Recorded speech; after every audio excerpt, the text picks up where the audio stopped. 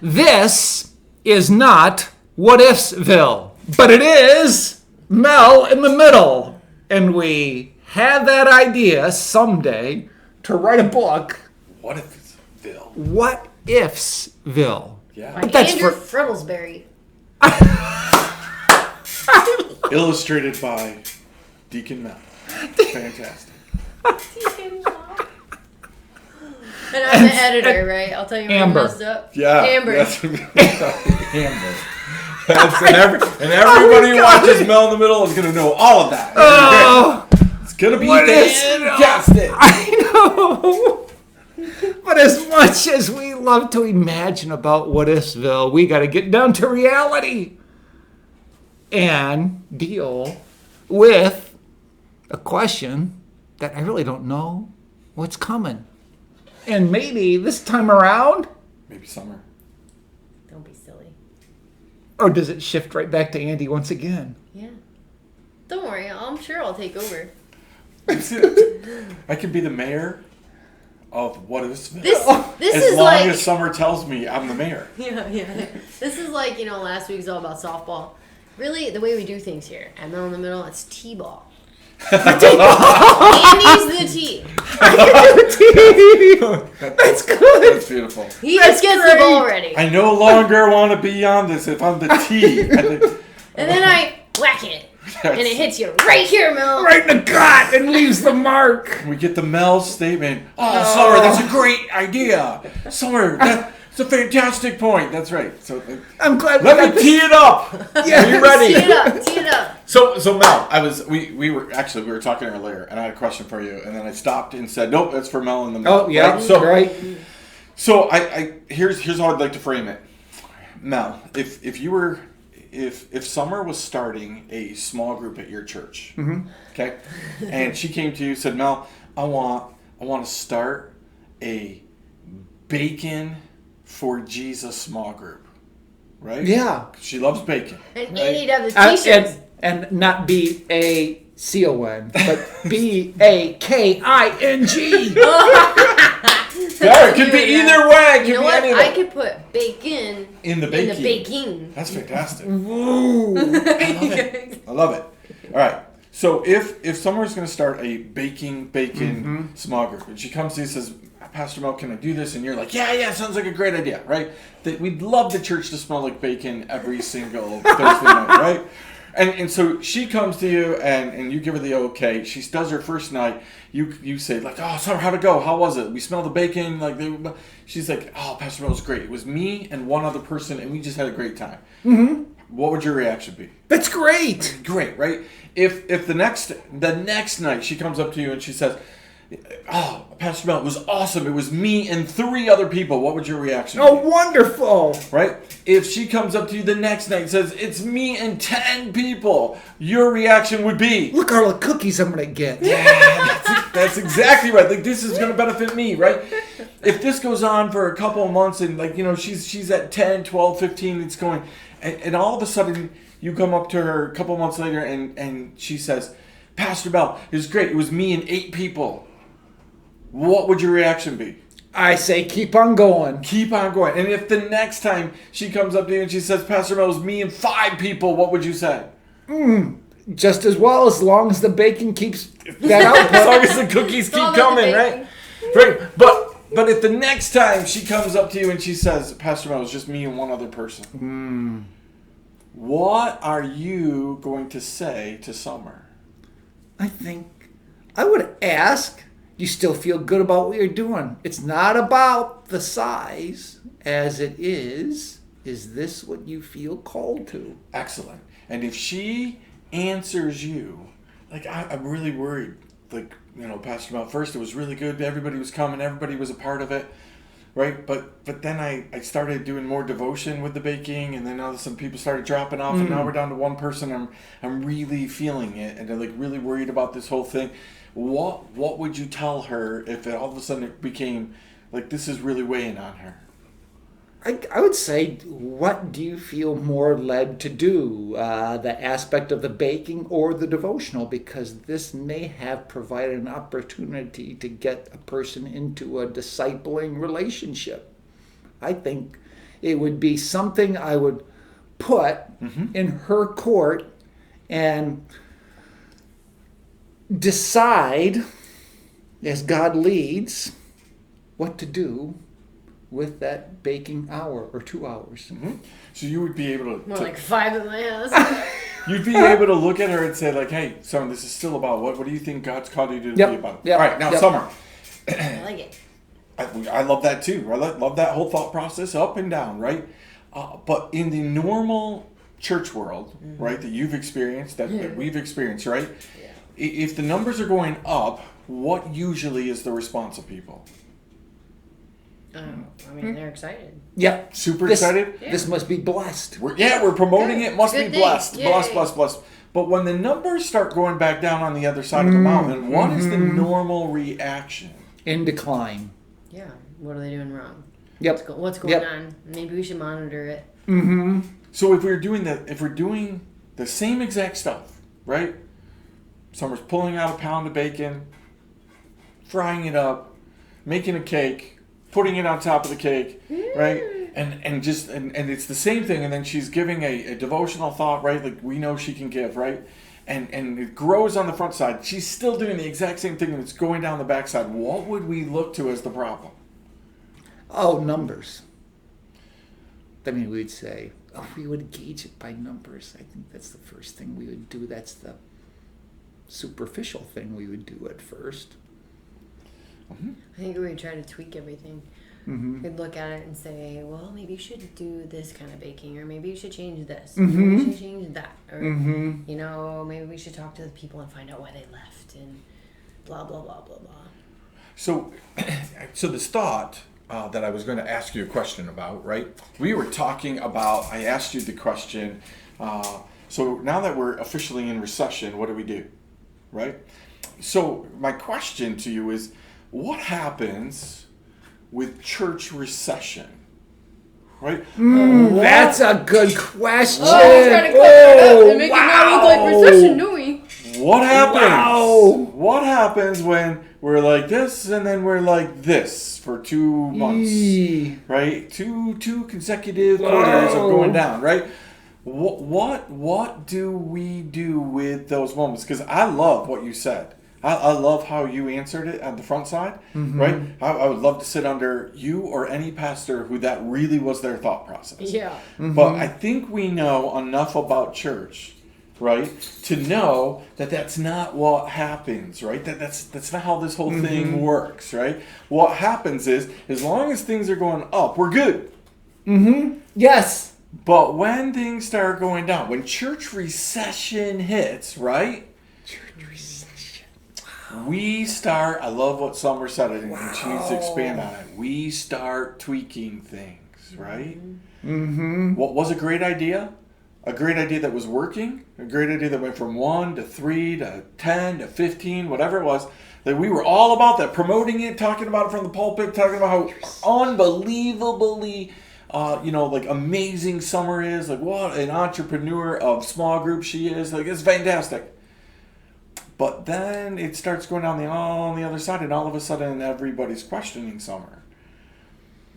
Can I get my real life experience of this? Yeah. So it's funny that you said the Bible. Well, it wasn't Bible study, but baking, whatever. So I did this, right. I started a women's Bible study group. Okay, outside of the church because I wanted to control it.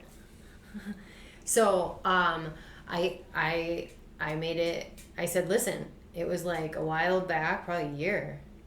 Wow, a year maybe. A year ago that like.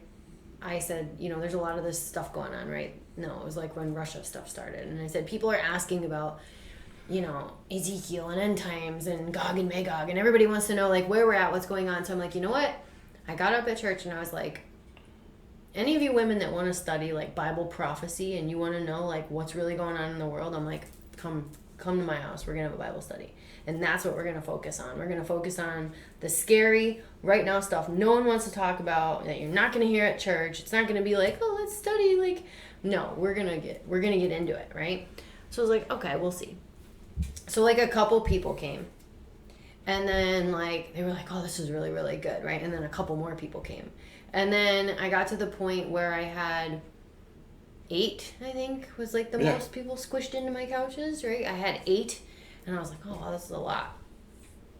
And then it was like 5, right? It was doing exactly that.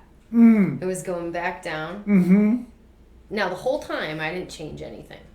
I mean, now I knew from the very beginning, if you're coming to do this with me, like, you need to have a stomach. Like, you're going to have to be able to take all this, because I'm not going to candy coat and baby this, and this is going to be my thing, and we're not doing the church way, okay? And honestly, it lasts for like 5 hours. Like, for real. 4, 5, however many hours people want to stay is how long it takes, for real. So then it was like going, and now it's like 3 consistent. But like, what I've seen is that now I've stayed constant, okay? So I've seen like interest, looking, ooh, exciting. Well, okay, I was here for the wrong reason, and we're here for the right reason, and we're going to stay forever, right? And that's like the group that we're at right now. So like right now, for like someone new to come in, it would be kind of weird. Okay. Like they could. Yeah. But it's like, it's almost like a little remnant style thing happens, right? Where it's like, okay, your church might get down to 5 people, but they're the 5 people that are never going to go anywhere. And they're there for the right reasons, and they're going to stay. And all those other people were like, oh, let's try this out. Oh, this is exciting. Oh, okay, no, yeah, let's go try over here. And oh, wait, down, and now we're back to the same 5 people that started the church. And it's just a revealing truth. A lot of times it has nothing to do with what's being taught or who's teaching or what the course is or what you're baking or any of that. It's all just like normal. Yeah. So Often. As a church, right? How do we keep our focus during church recession? Because it sucks when people disappear. Yes. You're like, what did I do? Oh, of course. Am I going too hard? Is this too hard for people to understand? So Jesus experienced a little church recession. He fed 5,000 people. Yep. Plus women and children, right?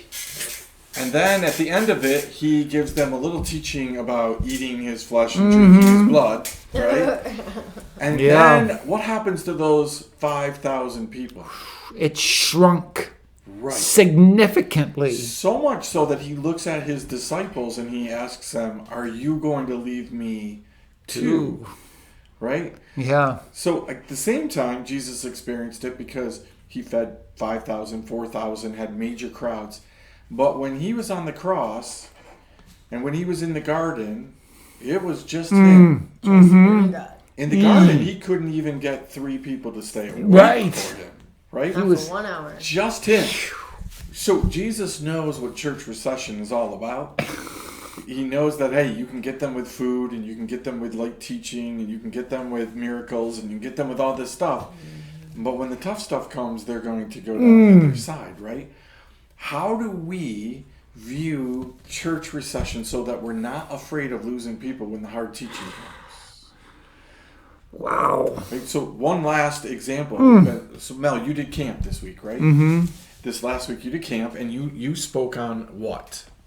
Our Bible in postmodern times. Our Bible in postmodern times. Which right? means we live in a time where truth only matters if it's your truth. Right. So I can imagine that the first time you were speaking, right, you were probably thinking, I wonder how many people are going to show up. Yeah. Right. How many people showed up, do you think? Guesstimate. It's interesting you say that, because I feel like it started out here, went up here, and then towards the end, Friday, Saturday, on the way down. It's just normal. Right. So how did you process that? Because you obviously paid attention to it. You obviously knew what happened, right? And you and I didn't talk about this, so this wasn't me bringing this out as an example, right? Yeah. How did you deal with church recession? I just kept on going with what I thought was the best thing to do. Did anybody walk up to you and say, Mel, you're losing people. You need to change for the last couple of days. Didn't have that. No. Nobody came up and said, hey, Mel, maybe if you tweak this, say this. No. Nobody gave you any advice. No. Though there was, one who would say, yeah, I knew this was going to be controversial when you brought this up. But nothing that would discourage me from continuing on the course I was on. Have you ever sat in a meeting or been at church where people were trying to tweak somebody else's ministry? Like maybe yours in church. Ever had anybody walk up and give you some ideas on how to preach better, teach better, run meetings better, visit better, what you should do to fix the Sunday school program, what you should do to fix the youth program, what you should do, and any moments like that now? I would say secondhand. Never firsthand. Not to your face? Really? I have had it to my face in a way that was, might I say, very touchy and emotional. Yep. I'll just say it that. So Church Recession brings about that kind of stuff, right? Yeah. The funny thing is that it's people. We haven't changed anything. We're doing like Summer Yep. We're doing the exact same thing, right? Even I am in awe of a group of women meeting for 4, 5, 6 hours. That's crazy. That's a lot of time that they're reading the Bible, right? I benefit from that. It's great. It's great for the ministry, right? But if Summer came to me as her pastor and said, hey, Pastor Andy, I really, am getting discouraged, really want some new people, really want some new women to get involved. How are we going to do that? Right? My first thing would be, let's not make it 4 or 5 hours. Let's make it an hour. Let's make it 2 hours, and then let's do a Beth Moore study, and then let's do like you'd be like offering suggestions, right? But at the beginning of this whole thing, everything she said she wanted to do sounded fantastic. It was great. Right? But once recession hits, once things start going down, it's amazing how we want to tweak things and put our hands on things and change things, right? Even though it's the very thing that happened to God. Right? Even though Jesus experienced the exact same thing and God experiences the same thing. Those 1 million plus Israelites super excited about leaving Egypt with all the spoils, weren't they? Not so excited when they got out into the desert, right? Right, the bell curve went really quickly. Yeah. Suddenly forgot. God recession moment wasn't like, how are you going to provide for us? What's going to happen? We got to fix this. We got to do this. I know. All right, so the two of you tell me, how do we deal with church recession? Oh, I just don't care. Go ahead, Mel. It's just true.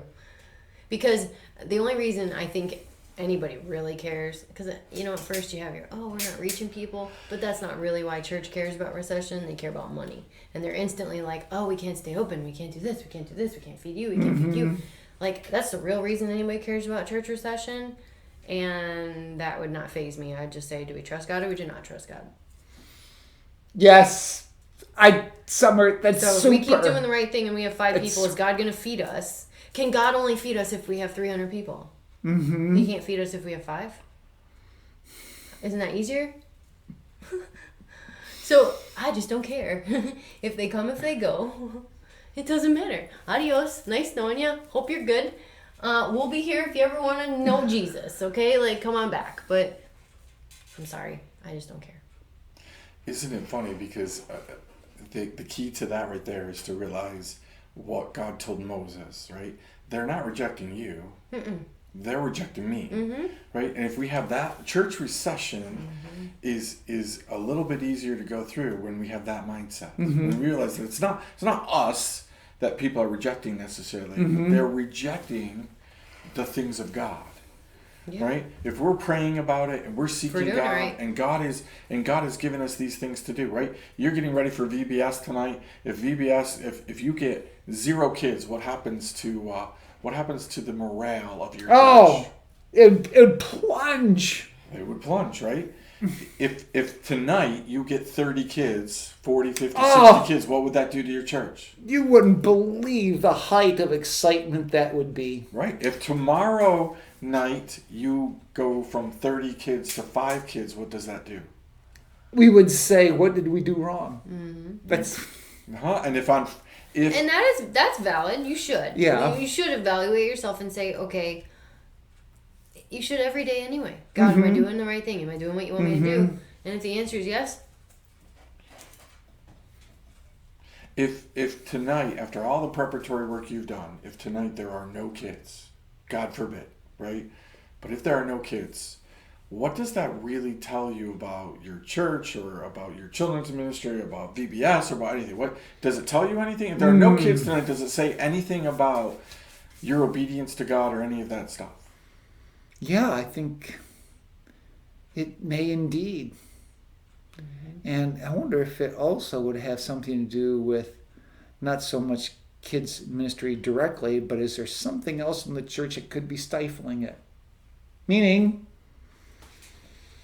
there are just issues that aren't cleared up that are having a negative effect elsewhere. Like maybe all those topics we talked about, like Christian lying, Christian cheating, Christian stealing, Christian... Like maybe we have some of that in our church and God's like, yeah, I'm not bringing kids to you. Right.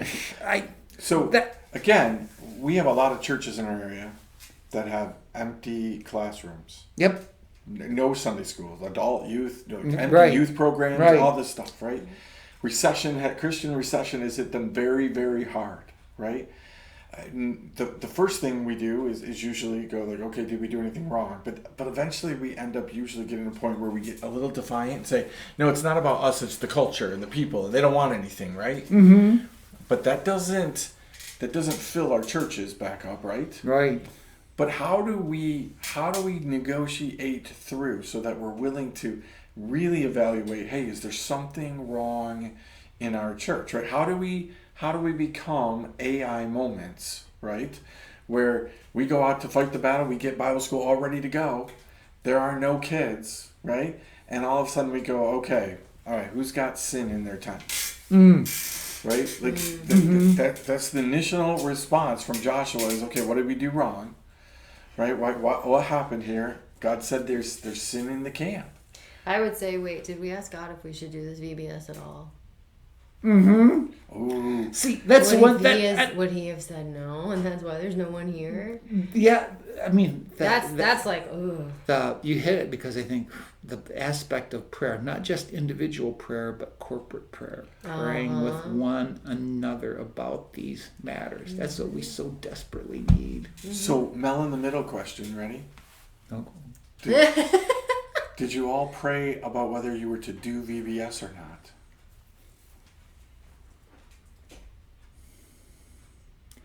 I would say individually, yes. So you just talked about corporate. I know. Did you as a church seek God as to whether to do VBS or not? I think that is very, very unlikely. I don't think... Boy, this is convicting. Because this is a routine we do every year. And I love it. Wait. Did we talk about that? Like things that become ceremonial rituals, things that... Yeah. I know. We need to re-examine what we do, success or no success. So Mel, can I meddle? Meddle, yes. Meddle, do. Because this is what Summer would do to me. Right, and she's probably already thinking it. I'm just going to take the bad guy rap here and let you still think she's good, right? Oh, yeah. Mel, if you got everybody together before your VBS tonight, right, and you were praying about the VBS night, and you asked God, are we to do this tonight? And God said no. Ooh, would you cancel it? Would you say we're not doing VBS tonight? Gonna disappoint all those people? You're gonna be embarrassed, Mel.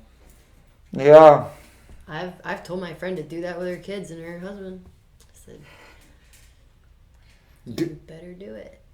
Do what with their kids? That, like, there's a family event planned, and you didn't ask God if you could do that. And now it's like the weekend of, and things are hectic, and I'm like, did you ask God if you can go? Well, you can't ask now, because now you're going to hurt the kids and hurt the husband and hurt everybody. So now we're looking for and now God's you're in stamp a real bad approval. spot where you just cross your fingers and go and hope that God doesn't strike you. Hope nothing happens.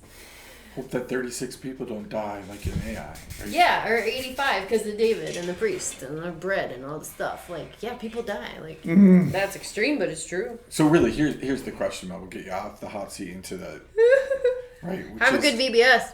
Yeah. When we bring things like this up, right? Again, I can bring this up because I'm going to my favorite event of the year, right? We're going to a medieval festival on Saturday. Right? And Summer looked at me and said, so you prayed about that, right? There's no praying about going to the medieval festival now. It's just that I go. I collect swords. Like, it's almost like you have to be there, right? So I'm like,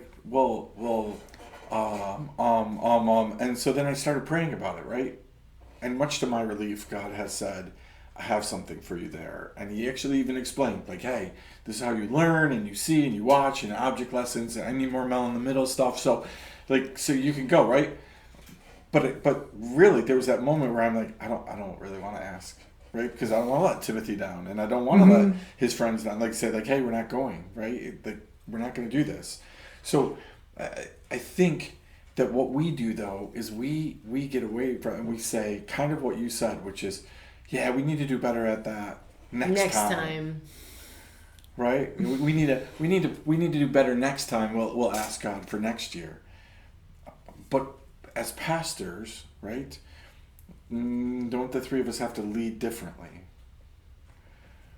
Right? Which is why would we be concerned about being embarrassed on a softball field? But not be concerned about being embarrassed tonight in God's field. Right? Yeah. I've planned events where nobody's shown up. Like, I've been over the course of my ministry where you've been super excited and nobody showed up, right? And where one or two people showed up. Been there, have done that, right? And I'm pretty sure that some of those events were a great idea, great application. Didn't ask God for any part of it. Yeah, the prayerlessness. That's right. I know. Oh, the importance and primacy and imperative of prayer. How we need to pray.